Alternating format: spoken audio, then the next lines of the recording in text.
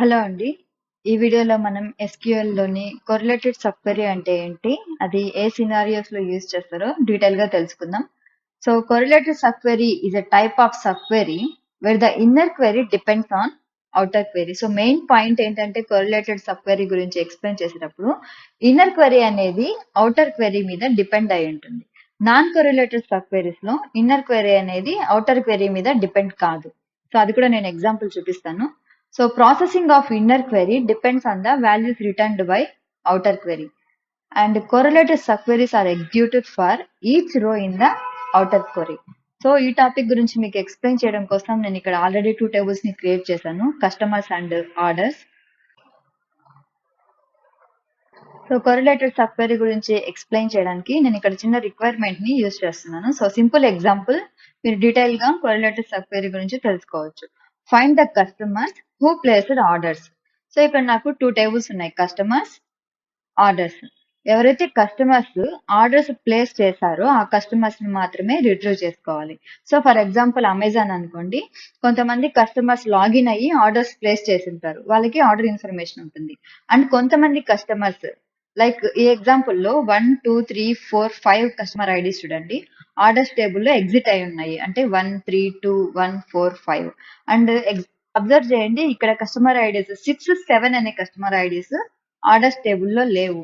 అంటే ఈ customers, for example నేను చెప్పినట్లు అమెజాన్ లో జస్ట్ లాగిన్ అయ్యారు, వాళ్ళు ఎటువంటి ఆర్డర్స్ ప్లేస్ చేయలేదు, కాబట్టి 6 7 అనే కస్టమర్ ఐడీస్ ఆర్డర్స్ టేబుల్లో ఉండవు. సో నేను ఈ రిక్వైర్మెంట్ లో నాకేం కావాలంటే ఎవరైతే కస్టమర్స్ ఆర్డర్స్ ప్లేస్ చేశారో ఆ కస్టమర్స్ మాత్రమే కావాలి, అంటే 1 2 3 4 5. సో నేను ఇప్పుడు కొరిలేటెడ్ సబ్ క్వెరీ యూజ్ చేసి ఆర్డర్స్ ప్లేస్ చేసిన కస్టమర్స్ ని మాత్రమే రిట్రీవ్ చేసుకుంటాను. సో దానికోసం కొరిలేటెడ్ సబ్ క్వెరీని ఎలా రాస్తారో చూద్దాం. Select star from customers. So ఇప్పుడు మనకి ఇది outer query, where clause use చేసి ఎగ్జిస్ట్. సో ఇప్పుడు నేను ఆర్డర్స్ టేబుల్లో, సో ఇది inner query, select star from orders where. So customers అనే టేబుల్ కి మనం సి అనే అలియాస్ నేమ్ ఇద్దాం, అండ్ ఆర్డర్స్ టేబుల్ కి ఓ అని అలియాస్ నేమ్ ఇద్దాం. So where C dot customer ID is equals to O dot customer ID. So ఇప్పుడు మనం ఈ క్వెరీ రన్ చేసినప్పుడు ఎవరైతే కస్టమర్స్ ఆర్డర్స్ ప్లేస్ చేసి ఉంటారో ఆ కస్టమర్స్ మాత్రమే అవుట్పుట్ లో వస్తారు. చూడండి, 1 2 3 4 5 6 7 రాలేదు. సో ఈ అవుట్పుట్ ఎలా వచ్చిందో స్టెప్ బై స్టెప్ చూద్దాం. సో బిఫోర్ దట్ మీకు correlated sub query and non correlated sub query మధ్య ఉన్న మెయిన్ డిఫరెన్స్ చెప్తాను. కొరిలేటెడ్ సబ్ క్వెరీ అంటే ఇన్నర్ క్వెరీ అనేది అవుటర్ క్వెరీ మీద డిపెండ్ అయి ఉంటుంది. ఫర్ ఎగ్జాంపుల్ నేను ఈ ఇన్నర్ క్వెరీని మాత్రమే రన్ చేస్తే నాకు అవుట్పుట్ ఎర్రర్ వస్తుంది,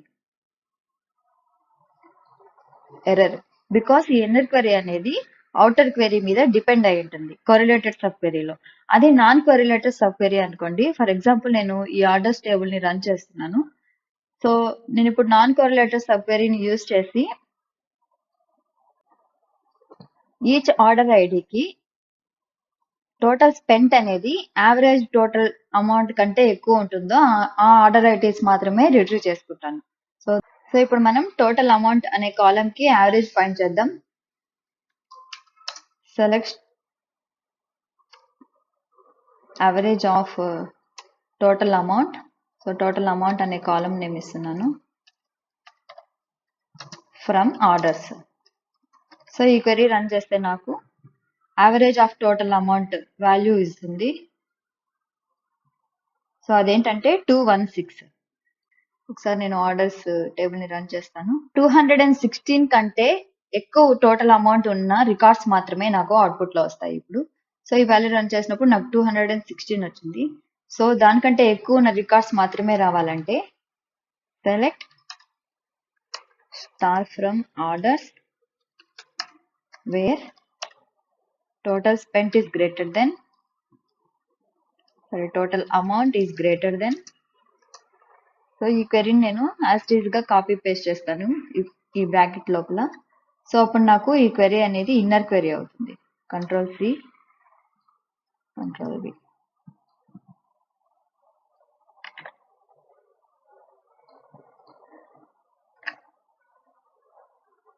సో ఇప్పుడు నేను ఈ క్వెరీ రన్ చేస్తే 216 కంటే టోటల్ స్పెంట్ ఎక్కడ ఉంటుందో ఆ రికార్డ్స్ మాత్రమే నాకు అవుట్పుట్ లో డిస్ప్లే అవుతాయి. సో ఇది నాన్ కొరిలేటెడ్ సబ్ క్వెరీ అనమాట. సో దీంట్లో ఇది ఇన్నర్ క్వెరీ అండ్ ఇది అవుటర్ క్వెరీ. సో ఈ నాన్ కొరిలేటెడ్ సబ్ క్వెరీలో ఇన్నర్ క్వెరీ అనేది అవుటర్ క్వెరీ మీద డిపెండ్ కాదు. అది మనం ఎలా తెలుసుకోవచ్చు అంటే ఇప్పుడు నేను ఈ క్వెరీ రన్ చేసినప్పుడు నాకు వాల్యూ వస్తుంది, ఎర్రర్ ఏం రాదు. సో ఇది non correlated sub query. So దాని మెయిన్ డిఫరెన్స్ ఏంటంటే ఇన్నర్ క్వెరీ అనేది అవుటర్ క్వెరీ మీద డిపెండ్ కాదు నాన్ కొరిలేటెడ్ లో. కొరిలేటెడ్ అయితే ఇన్నర్ క్వెరీ అనేది అవుటర్ క్వెరీ మీద డిపెండ్ అవుతుంది. సో ఇప్పుడు మనము కొరిలేటెడ్ సబ్ క్వెరీ రన్ చేసినప్పుడు అవుట్పుట్ ఎలా వచ్చిందో స్టెప్ బై స్టెప్ ప్రాసెస్ చూద్దాం. సో మనం డెఫినేషన్ లో చెప్పినట్టు ఫస్ట్ పాయింట్ గురించి ఇప్పుడు మీకు ఎక్స్ప్లెయిన్ చేశాను. సెకండ్ పాయింట్ ఏంటంటే processing of inner query depends on the values return by outer query. So same ఈ ఎగ్జాంపుల్ లో క్రియేట్ చేసిన టేబుల్స్ ని నేను ఎక్సెల్ లో పేస్ట్ చేశాను. Customers and orders.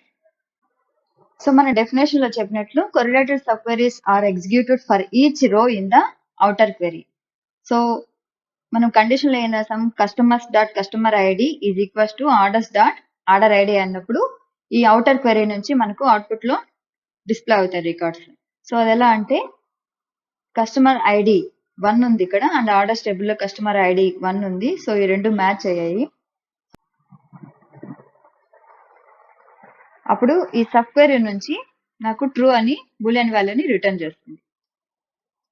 సో అప్పుడు ఈ అవుటర్ క్వెరీ నుంచి ఈ రికార్డ్ అనేది నాకు అవుట్పుట్ లో డిస్ప్లే అవుతుంది.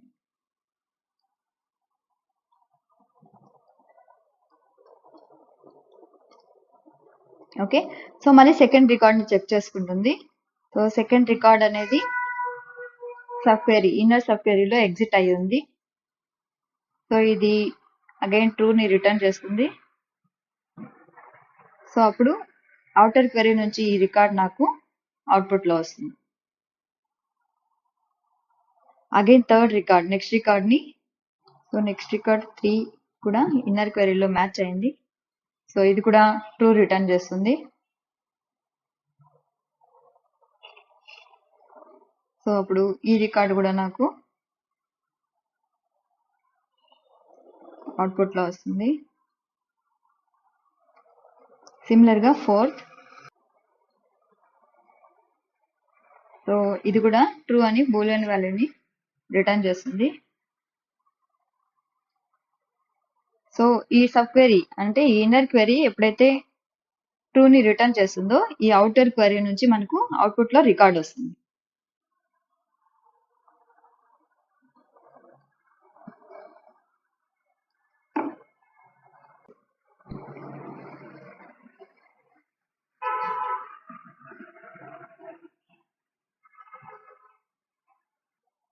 సో కస్టమర్ ఐడి 1 ఆల్రెడీ ఉంది. సో ఇది కూడా ట్రూ ని రిటర్న్ చేస్తుంది.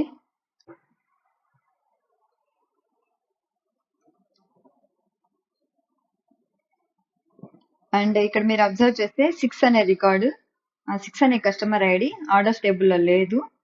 సో ఇది ఇన్నర్ క్వెరీ నుంచి ఫాల్స్ ని రిటర్న్ చేస్తుంది కాబట్టి ఈ రికార్డు మనకు అవుట్పుట్ లో రాదు.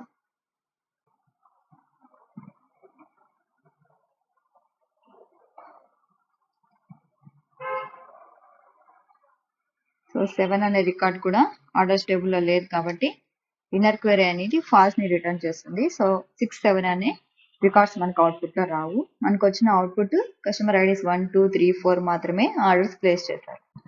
అవుటర్ క్వెరీ నుంచి కస్టమర్స్ టేబుల్ నుంచి ఏవైతే రికార్డ్స్ ఆర్డర్స్ టేబుల్లో ఎగ్జిట్ అయ్యి ఉంటాయో వాటికి మాత్రమే ఇన్నర్ క్వెరీ ట్రూ ని రిటర్న్ చేస్తుంది.